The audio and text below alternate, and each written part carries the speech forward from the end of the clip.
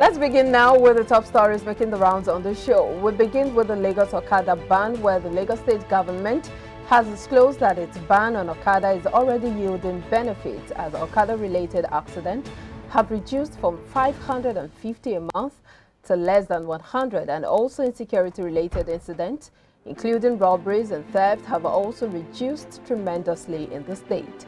This was disclosed by Governor Babajide Sanwo-Olu in an interview monitored by Business Breakfast on Sunday. The governor said, quote, "We have seen tremendous improvement in the areas which it has been banned. In fact, people have written to commend the governor, saying they are not only seeing a drop in the issues around insecurity, but also a drop in accident. We don't see people having their limbs cut off because of reckless driving that hurt people," end of quote. Recall that on May 18, 2022, the Lagos State Governor Babajide Sanwo-Olu had announced a total ban of commercial motorcycles operators in 6 local government areas of the state.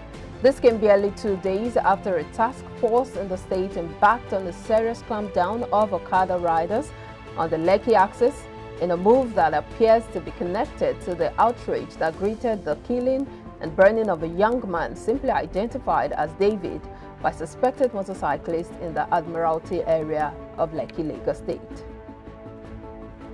And a total of 959.48 billion naira was spent on agro-commodities imports in 2019, with 233.3 billion naira spent in the fourth quarter, 239.9 billion naira in the third quarter, 249.9 billion naira in the second quarter, 236.33 billion naira in the first quarter. For 2018, agricultural goods import consumed 851.7 billion naira. The amount spent on imports in the fourth, third, second, and first quarters were 218.8 billion naira, 224.3 billion naira, 224.5 billion naira, and 184.4 billion naira respectively. The NBS puts the total amount of agricultural goods imported into Nigeria in 2017 at 886.7 billion naira. It stated this in its fourth quarter report for 2017.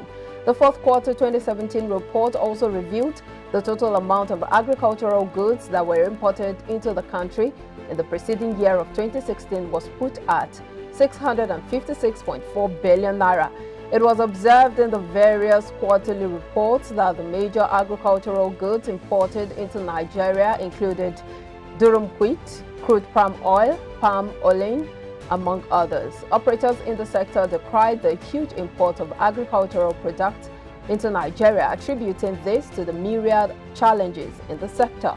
The National President, All Farmers Association of Nigeria, Kabir Ibrahim, told our correspondent that the drop in export and huge import were due to reduced productivity in Nigeria. And the Nigerian Economic Summit Group, NESG, is asking the Central Bank of Nigeria to address the challenge of multiple exchange rate windows in order to improve the inflow of foreign investment and diaspora remittances. The Nigerian Economic Summit Group disclosed this in a communique from a meeting of its board of directors held on July 26, 2022. The group said international investors, being savvy and rational, would not put their money where there was a real risk to their ability to access and repatriate investment proceeds, or when the functional currency was in a sporadic depreciation.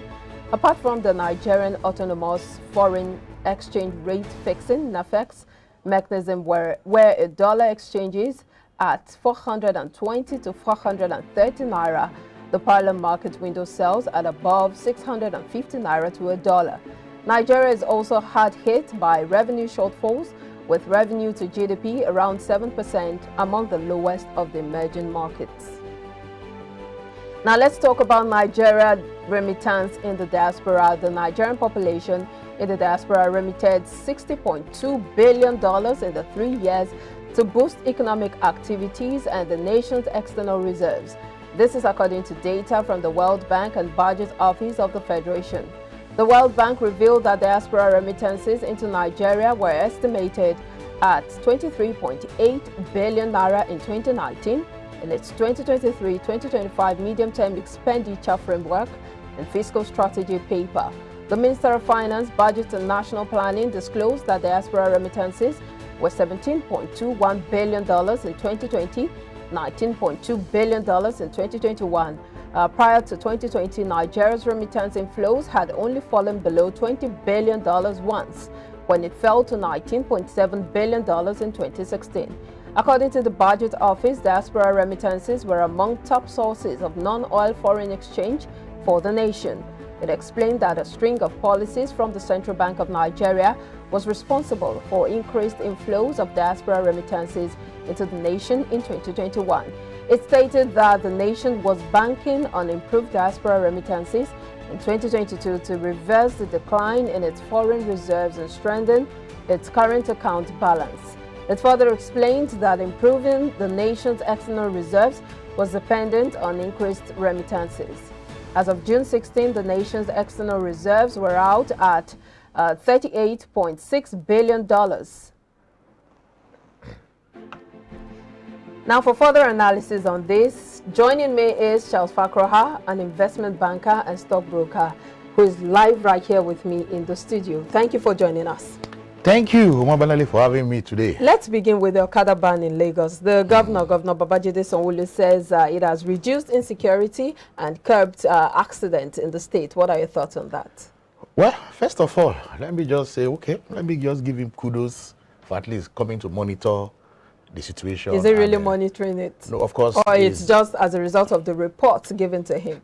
Well, we could see some photos where he was going around, and all that, with the task force. Yes, but I think it is too early for him to just conclude that the Okada ban that was done in May. About 2 months. Yeah, okay, about 2 months ago, is yielding this kind of result. Yes, it's yielding result, but it's not as how he is claiming it. Because yes, we are. It says from 550 a month to, about, less than 100 monthly. I think that statistics is not too correct. With due respect to the you people. Have a different statistics?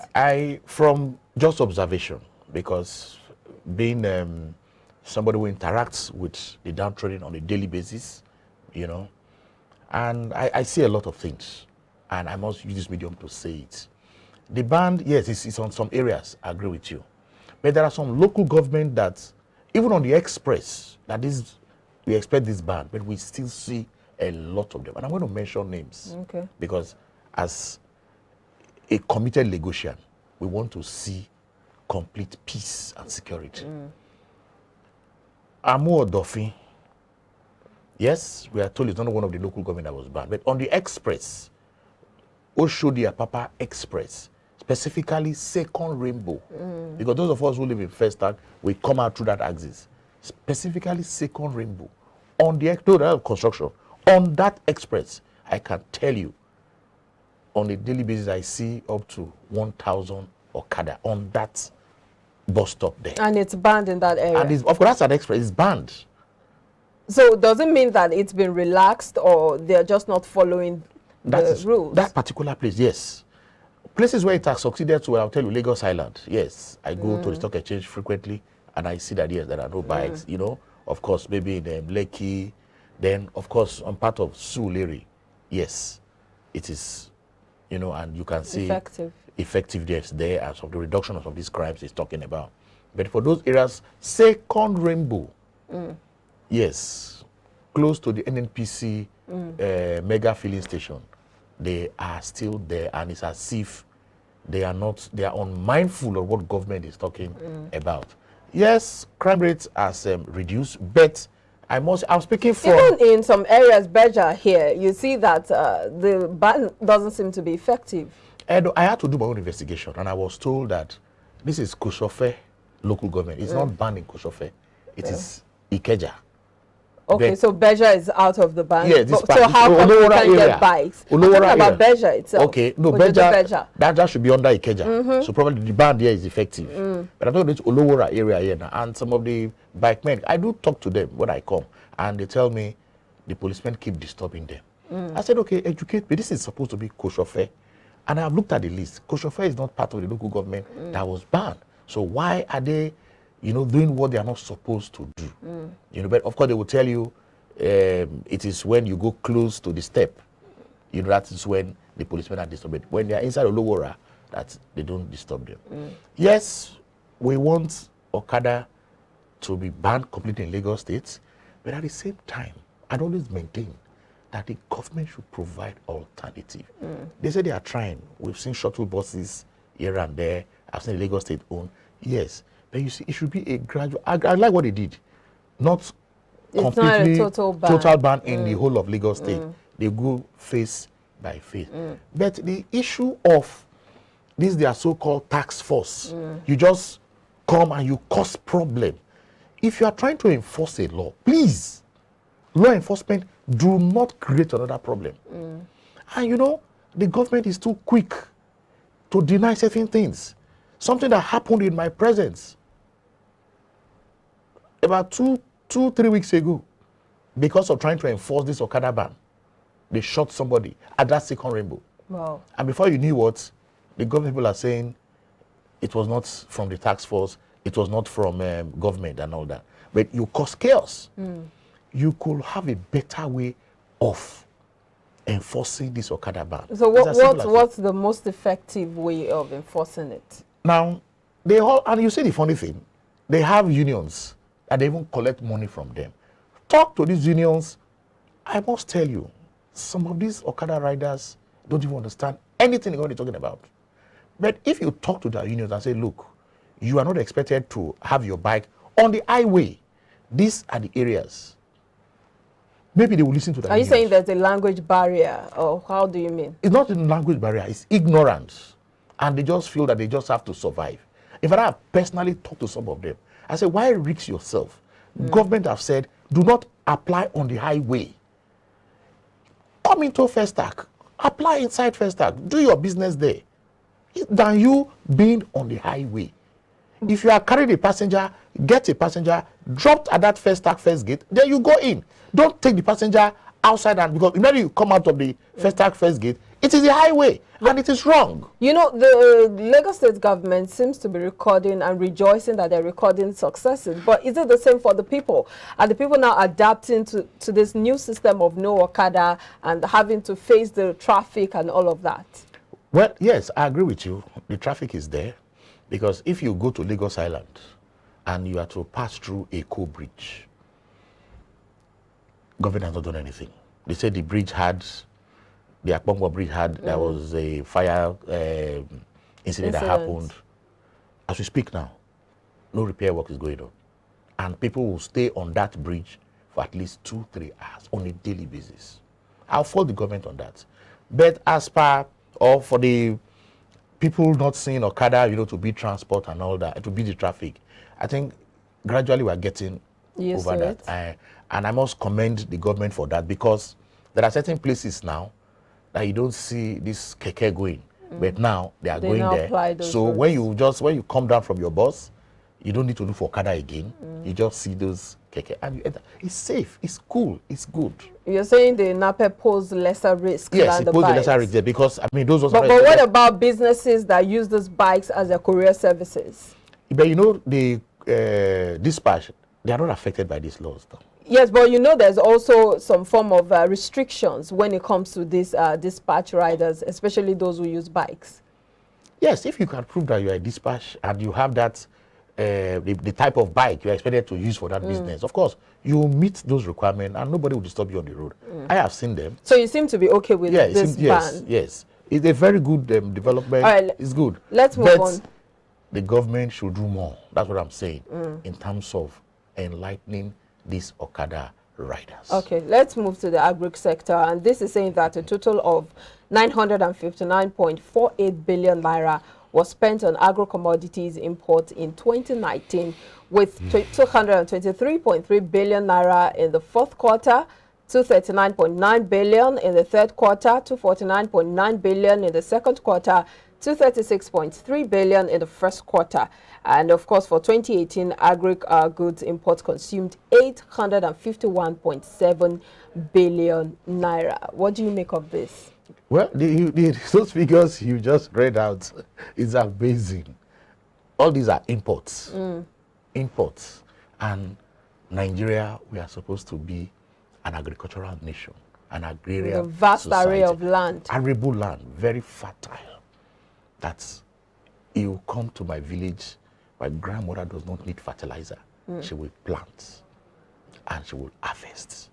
And we are seeing, you know, the funny thing, we're even importing, they say, crude palm oil.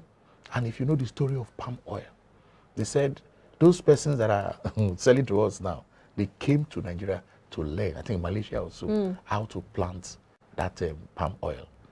And today, we're buying from them. Buying from them. That tells just the us same that, thing that happens with crude oil. Exactly. So you can see that, are we not jokers? Agriculture should be, if I was growing up, we thought agriculture was our mainstay.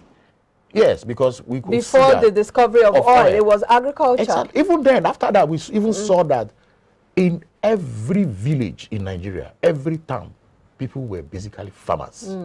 There is nowhere cassava will not grow in So Nigeria. what went wrong? Yes, of course, economists have told us when cheap money came from oil, we just abandoned the farmland. And today, we are seeing the problem. How can a nation like Nigeria, where at this time, 2022, we are still importing food? A nation that cannot feed itself is not supposed to be a nation. Just like a man that cannot provide food for his household is not a man. What do we need to do? We need to go back to the land. There must be, not all these policies we are saying, a conscious effort. But how can people go back to farming when there is insecurity in the land? Yes, we are even coming to that now. We'll go back to say the government has a responsibility to provide the enabling environment. It's not English, enabling environment. And security is one. You know, because, yeah, each time I say this thing and I'm wondering, you are telling people to go back to the farm. They go back to the farm, they are being killed. You know, at first I felt that threat was just, it doesn't really happen until in a village in Niger Delta, I'll mention it's a Delta state, where some of the old women said they are very careful going to the farm. You can't imagine that. These are just small, older farmers. They plant their cassava, they plant their yam, mostly cassava. And they are telling you they are very careful when they go to the farm. And of course, some villages have organized vigilante to protect their people. So we are going back to that insecurity. And until government do all it takes to begin to solve insecurity, then we are not moving anywhere. Because everything is being affected by this insecurity. Let's move on to this, talking about exchange rate harmonization. That's saying that the Nigeria Economic Summit Group, NESG, is asking the CBN to address the challenge of multiple exchange rate windows in order to improve the inflow of foreign investment and diaspora remittances. We know that this is not the first time a group will be calling for the harmonization of the exchange rate. We've seen the World Bank, the IMF say that there should be some form of, harmonization when it comes to the official rate and the rate at the parallel markets. Where do you stand in all of this? Yes, it's not even a matter of where one stands or where one does not stand. It is what is good for our economy. Yes, it's a policy. The government had a reason for saying, okay, let's have this multiple rates. Maybe trying to encourage those persons who are really importing genuine inputs, so that those things you can't get here. Obviously, you can't be an island on your own. You need certain things. Now, but we can now see that that window has been misused. Persons who are giving persons who are giving that opportunity to say, okay, you can get dollar at this rate. They collect at that official rate and now go to the outside market or what you call parallel market and now sell. 420 and you now go and sell over 700. So that means the purpose why the multiple exchange rate was established has been defeated. And now the Bureau de Change operators have been banned from even selling or trading in dollars. So we must go back to that harmonization. We must at least let the difference not be so much. Because you are just making some people millionaires overnight. But President Muhammad Buhari has always reacted to these harmonizations, saying that it's not yet time, that the impact will be telling on Nigerians, and that the only time they can harmonize is when they begin to, fix the refineries and they're able to produce more local products in Nigeria. Yes, I agree with him. But again, this celebration is 7 years after 7 years, and we were told that they will be building refineries one every year. We have not seen any. Even the tax collection said they have even improved, but it's still a lot of leakage when it comes to tax collection. There are so many persons who are supposed to be in the tax bracket are not being taxed, and that's why you're now seeing sectors that they know they're doing very well. They keep taxing, like the telecom, they keep taxing that sector. Another important issue again is our revenue from crude oil has gone down. Depleted because they are saying crude oil theft.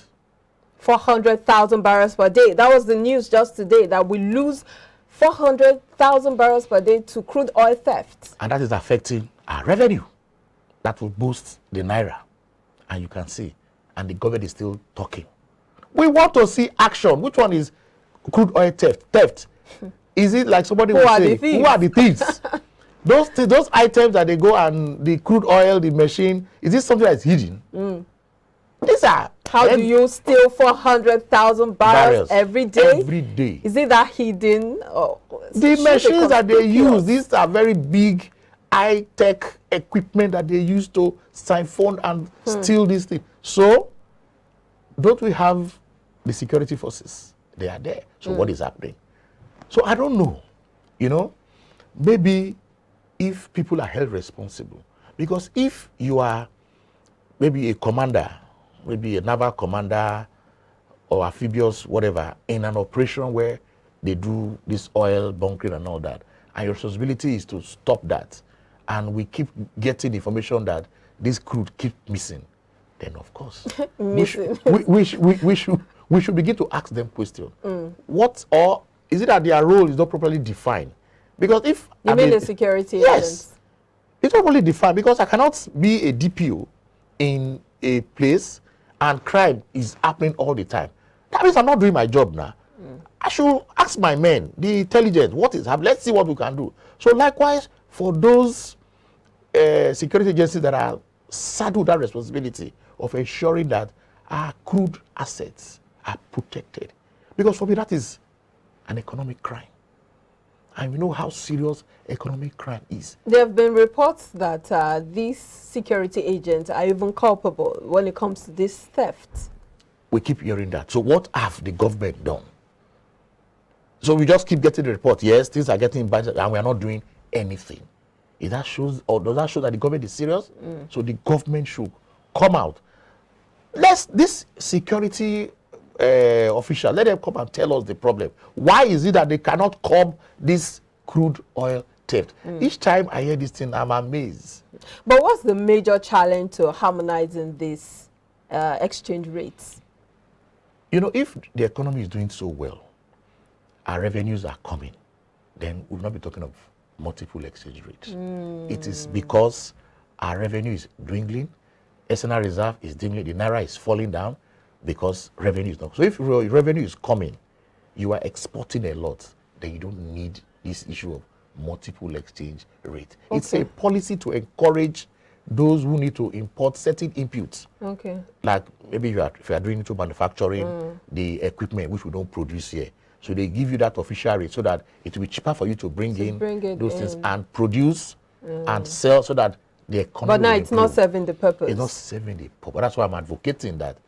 And I agree with the Nigeria Economic Summit Group. And other bodies. Yes, and other bodies, that it should be harmonized, because the purpose for which it was set up is not. Let's look at Nigeria's remittance. That's Nigeria's diaspora remittance, which of course they're saying that they remitted $60.2 billion in 3 years to boost economic activities, and that according to data from the World Bank and the Budget Office of the Federation.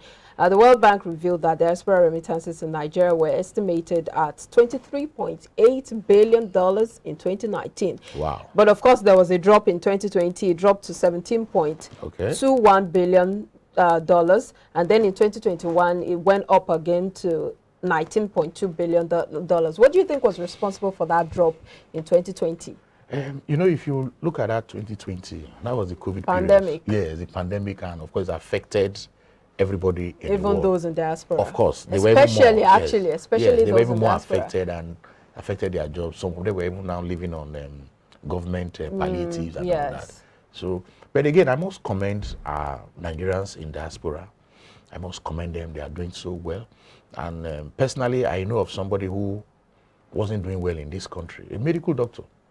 But when the eventual opportunity came, that they say, our medical professional seems to be doing very well. Exactly. More, they do well when it comes to diaspora and than when they are in Nigeria. So he went out, and of course, he's remitting so much to his father, mother, siblings. Yeah, and those ones have even started their own businesses. So you can see the multiplier effects. And now, the government did not facilitate them going out. They went out on their own. They struggle, and they are making it. Now we are now getting the benefit of those what they have done. It's good, but my only advice now is, government, please, any Nigerian, any part of the world is a Nigerian, and they should know that the government value its citizens. But the World Bank has projected that the inflows would increase by 7.1% in 2022. Is this feasible, considering the current economic realities? Yes. And more Nigerians will leave the country. That's the reality. And once more Nigerians leave, and they're already leaving, let's be factual. Yes. Nigerians are leaving. Even those me and you believe that they're doing so well, they are leaving. I've seen bankers abandoning their jobs. Even stockbrokers like myself, I've seen them abandoning their jobs and going to Canada. Yes. But isn't that a challenge? Isn't that a problem? The fact that a lot of Nigerians are looking forward to leaving the country. Yes, we know there would be more diaspora remittances, but should we be looking forward to leaving our homeland? I would not support that. We should leave. We must, this is our country. We have no other place to go to. We must salvage it.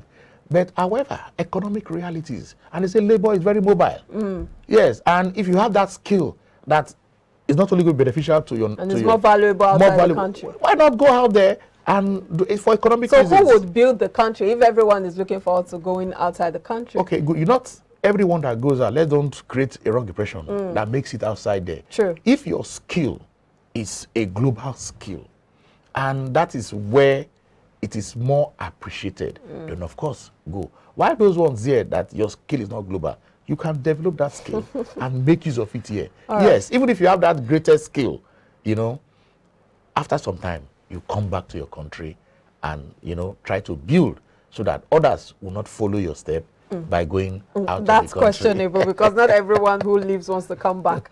But thank you so much for your time on the show, Charles Fakroha. Thank you for having me. It's a pleasure. Have a good day. All right, we've been speaking with Charles Fakroha, talking about the top stories, top business stories this morning. We'll take a break, and when we come back, the federal government postpones taxes on telecom services and beverages, saying it will begin the implementation of its proposed excise duties in 2023. Well, that's our next talking point. After this break, we'll be right back.